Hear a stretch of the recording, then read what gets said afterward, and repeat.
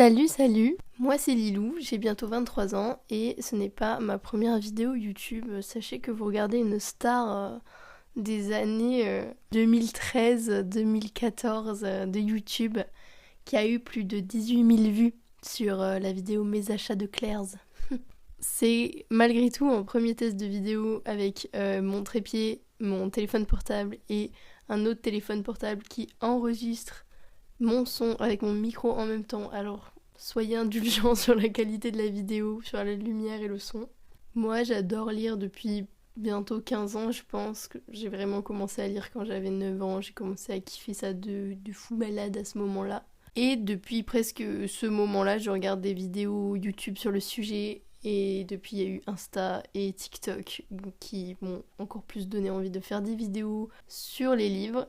Sauf que le problème, c'est que je ne suis pas à l'aise en parlant à la caméra. Je déteste le montage vidéo et j'ai une discipline pourrie en ce qui concerne le rythme de post sur YouTube, Insta ou TikTok. Mais écoutez, faut bien commencer quelque part. Une 12 millième fois d'ailleurs. Aujourd'hui, je vais vous parler des 12 livres, je crois qu'il y en a 12, que j'ai lus pendant la période où j'habitais à Toulouse, donc de mi-avril à fin août. Pourquoi j'étais là-bas? C'était la première fois que je quittais mes parents pour vivre solo, mais je vivais pas solo parce que je vivais avec mon cousin et mon frère, donc c'était la première coloc de ma vie avec ma propre famille, et c'était la première fois de ma vie que j'avais un CDD de 35 heures avec des horaires excessivement fixes et assez durs à suivre, mais c'était incroyable, une expérience de fou. Donc je serais ravie de vous parler dans une autre vidéo sur le fait de commencer à vivre seul, à s'habituer à prendre ses propres habitudes, sa propre routine, se respecter soi-même et apprendre à vivre seul, à trois. Mais vu que j'avais un CDD de 35 heures et que j'étais en partie de nuit, j'avais pas un énorme rythme de vie qui m'aidait à lire beaucoup, donc j'ai pas lu autant que ce que j'aurais voulu, mais là en voyant la pile de livres que j'ai lus, en fait finalement je suis un peu contente. En fait ça va, franchement en vrai ça passe.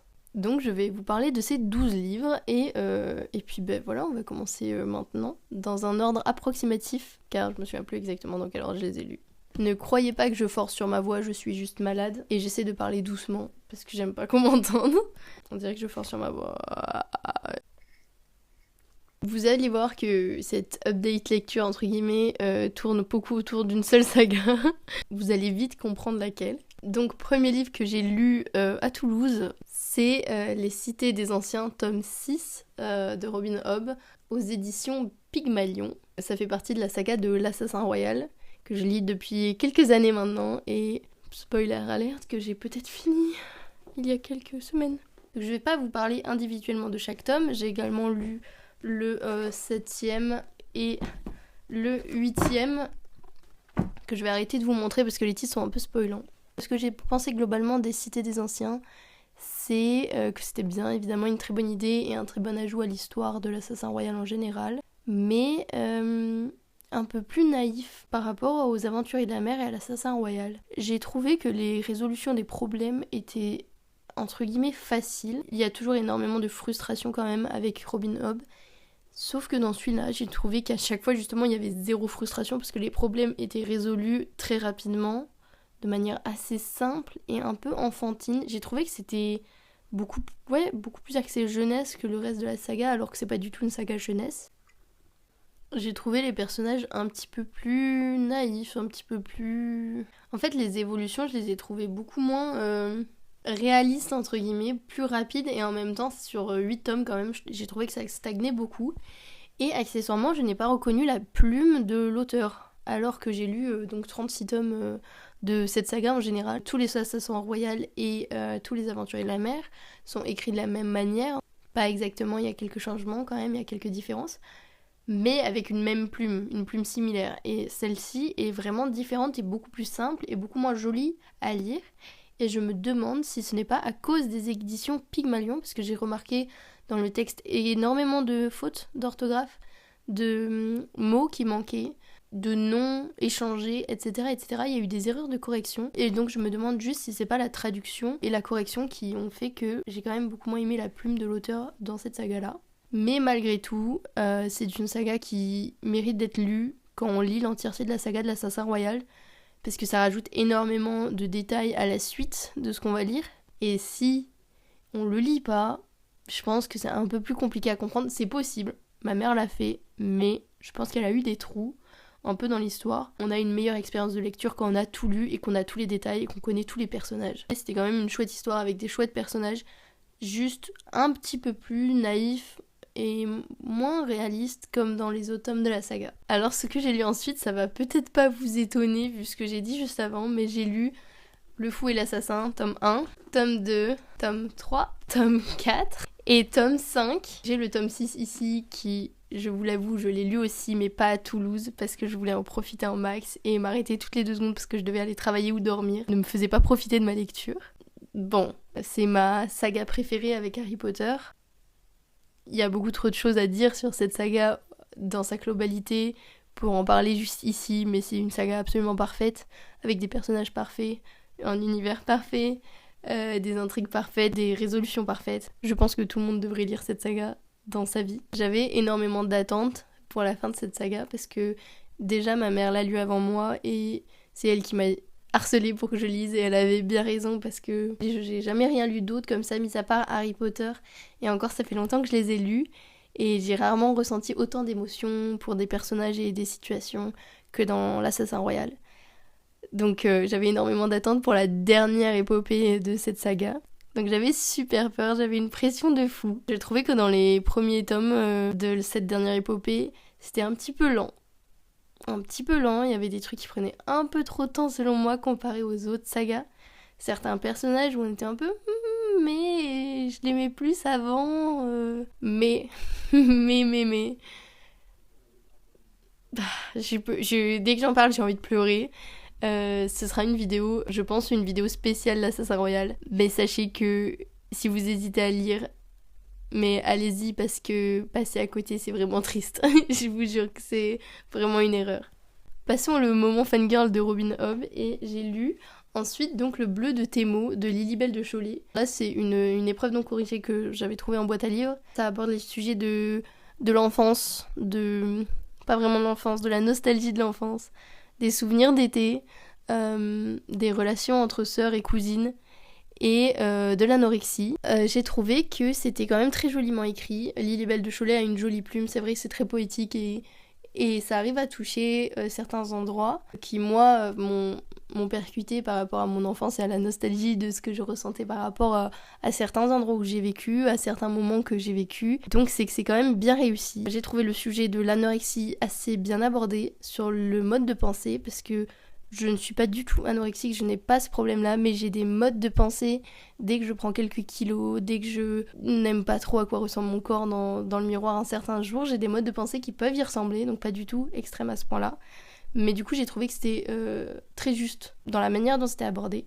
Par contre, c'est bien jeunesse, et c'est pas un problème, c'est juste que j'ai trouvé les résolutions des problèmes par rapport aux problèmes, au sujet abordé, au contexte, un peu trop facile, encore une fois, un peu trop tout beau tout rose, pas totalement mais un peu. Et je comprends parce que c'est de la jeunesse, je comprends parce qu'on veut transmettre un message d'espoir, mais je trouve qu'avec des sujets aussi lourds, c'est un peu compliqué de faire quelque chose de 100% crédible avec des résolutions de problèmes aussi faciles entre guillemets, parce que c'est quand même pas 100% le cas. Mais voilà ce qui m'a un petit peu dérangée dans l'histoire, et je crois me souvenir que les relations entre les personnages, je les trouvais pas hyper crédibles. Ça dépendait lesquels, mais il y avait certaines réactions de personnages et certains patterns qu'on mettait chez certains personnages que je trouvais un peu trop grossiers. Et c'est ça qui m'a un peu moins plu dans l'histoire, mais globalement c'était quand même très chouette et très mignon, et un sujet quand même bien abordé. Avant tout ça, j'ai lu Eleanor and Park de Rainbow Rowell, aux éditions Orion Books, en VO. C'est un livre que j'ai déjà lu quand j'avais, je pense, 13 ans, et que j'avais adoré, mais adoré, j'avais trouvé cette histoire incroyable. Je commençais à tout lire en une nuit, j'ai dû m'arrêter pour en profiter plus parce que j'aimais tellement, j'arrivais pas à m'arrêter, je me suis forcée. Première expérience que j'avais eue de ce livre, donc avait été incroyable. Seulement la fin qui m'avait vraiment beaucoup déçue, rendue assez triste. Ouais, très frustrante, j'avais un peu les boules, mais ça m'avait pas gâché l'entièreté de l'histoire, qui le reste vraiment était incroyable. Les personnages sont extrêmement bien construits, les situations aussi. Et cette relecture, donc quelques années après, j'ai l'espérais un peu plus mature, vu que maintenant j'ai 23 ans, et donc ça fait 10 ans que je l'ai lu en fait. Et donc c'est une relecture qui a vraiment fonctionné. Je me suis retrouvée adolescente avec mes premiers sentiments amoureux, avec mes premières relations, avec... Ouais, quand on a tous les papillons dans le ventre et tout ça. Et ben en le lisant, on les a aussi, et c'est vraiment de très bons souvenirs qui sont ravivés, de très belles émotions. C'est très bien écrit, il y a énormément d'humour, un humour un peu pince sans rire que Rainbow Rowell a, et je trouve ça absolument génial. Et pourtant je suis pas une grande fan de l'humour dans les livres, parce que souvent je le trouve beaucoup trop grossier et pas assez fin, et que c'est un peu raté, que ça veut trop faire rire, mais elle l'a vraiment super bien, et j'adore. 10 ans après, la fin est malgré tout aussi frustrante, on la comprend quand même un peu plus, c'est une réaction plus compréhensible de la part de certains personnages. C'est juste très frustrant malgré tout, mais c'est vrai qu'on la comprend mieux, donc c'est une bonne relecture, j'ai vraiment adoré. On est vraiment dans l'ambiance des années 80, on est vraiment dans les sentiments que ces deux personnages éprouvent l'un pour l'autre. C'est génial, j'ai adoré ce livre, et mon expérience de le lire en VO était géniale parce que du coup je l'ai déjà lu en français, j'avais de très bons souvenirs de ce qui était écrit, donc c'était plus simple pour moi. Mais malgré tout, il faut pas avoir la flemme d'aller chercher la signification des mots sur Google Trad, parce que sinon on passe à côté d'une lecture, on n'apprend pas tout ce qu'on voudrait apprendre en lisant en VO. Moi je veux améliorer mon anglais, et aller vous chercher sur Trad tout le temps, ça marche très bien. C'est chiant, mais ça marche. Donc je vous conseille vraiment de le faire, ou de demander à quelqu'un qui s'y connaît bien. Moi, mon frère est extrêmement bilingue, donc je lui demande tout le temps, quand il est à côté, certains mots, et ça marche, c'est cool. Donc ce livre, je vous le conseille, et en VF et en VO, il est vraiment absolument génial. Il est très accessible en VO, si jamais. Ensuite, j'ai lu Mémoire de la forêt de Michael Brun-Arnaud, aux éditions, je ne sais plus, L'École des loisirs, qui aborde les sujets de Alzheimer, mais pour un public jeunesse. C'est une très belle histoire, c'est très joli avec de très belles illustrations, c'est bien écrit, c'est poétique, les personnages sont très touchants, le sujet abordé est très touchant, je vais pas vous mentir, j'ai beaucoup pleuré. Il est abordé d'une manière très juste, très touchante. Le seul truc que j'aurais à redire sur cette histoire, c'est que je trouve que le public visé au niveau de la plume, de la simplicité de la plume pour la jeunesse, est un peu trop jeune pour ce sujet très dur à aborder. Je trouve ça bien qu'il y ait des sujets durs comme ça pour la jeunesse à aborder dans des livres, surtout de cette manière, mais je trouve que c'est abordé de manière très, très dure, très triste. Et je sais que moi, on m'aurait lu cette histoire quand j'étais petite, ça m'aurait peut-être un petit peu trop touché justement. Alors je vous conseille de faire attention si vous le lisez à des enfants ou si vous le ferez à des enfants. Je pense qu'aux alentours de 10 ans, c'est un sujet dur à aborder mais compréhensible et peut-être moins impactant que sur des enfants un peu plus jeunes. J'ai beaucoup aimé la fin, c'est vraiment très réussi. Et donc le dernier livre que j'ai lu à Toulouse, c'est Entre mes mains, le bonheur se faufile de Agnès Martin-Lugan. Ça parle d'une femme qui a entre la trentaine et la quarantaine, je pense, qui n'a jamais réalisé son rêve de devenir couturière et qui un jour se rend compte qu'elle avait l'opportunité d'aller dans l'école de ses rêves de couture et que ses parents lui ont caché son acceptation dans l'école. Et donc elle n'a jamais vécu ce rêve, donc c'est une grosse remise en question pour elle, et elle va partir en formation à Paris, dans une formation très fermée. Donc cette femme, elle a un mari qui, lui, voudrait commencer à avoir des enfants. Elle aussi, mais elle commence à avoir un peu des doutes sur toute sa vie, parce qu'on lui a menti toute sa vie sur son rêve, et qu'elle veut d'abord essayer de se donner une chance sur la réalisation de son rêve. Entre-temps, elle va donc rencontrer un mentor qui va la prendre sous son aile, et aussi un jeune garçon, pas très jeune, un peu plus vieux, un peu moins jeune que ce qu'on croit. En lisant l'histoire, vous allez comprendre pourquoi je dis ça. Qui va peut-être aussi remettre en cause tout son mariage. Malheureusement, je n'ai pas aimé ce livre. Alors ça se lit très facilement. Si on veut passer un petit moment sympa sans prise de tête, c'est assez agréable. Seulement, c'est vraiment très cliché. Disons que j'ai pas mal levé les yeux au ciel et même presque rigolé tellement certaines situations sont improbables pour des personnages de cet âge-là. Ça m'a un peu fait penser à une fanfiction écrite par une adolescente plutôt que Agnès Martin-Lugan qui, dans d'autres livres, écrit si bien et a des personnages si justes et des situations et des réactions et des évolutions si justes. Là-dedans, j'ai trouvé ça très gnangnan. Vraiment gnangnan. L'histoire avec Martin Lugan, c'est que j'essaie de lire tous ses livres parce que quand j'avais 14 ans, j'ai lu Les gens heureux lisaient Poèves du café. C'est peut-être un peu tôt pour lire ce livre, j'ai un petit peu beaucoup pleuré.